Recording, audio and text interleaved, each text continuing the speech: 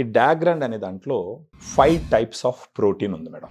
ఒకటి వచ్చి whey, casein, soya, brown rice, green P.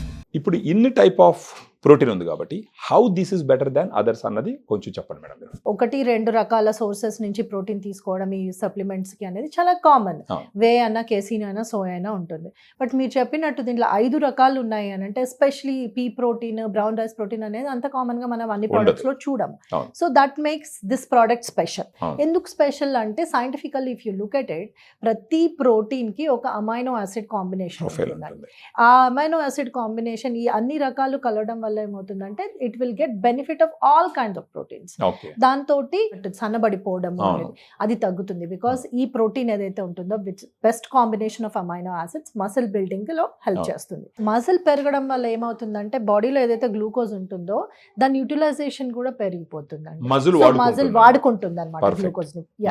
So దాని వల్ల బ్లడ్ లో ఉండే గ్లూకోజ్ లెవెల్స్ తగ్గిపోతుంది కదా న్యాచురల్, ఎందుకంటే యూజ్ అయిపోయింది మసిల్లో.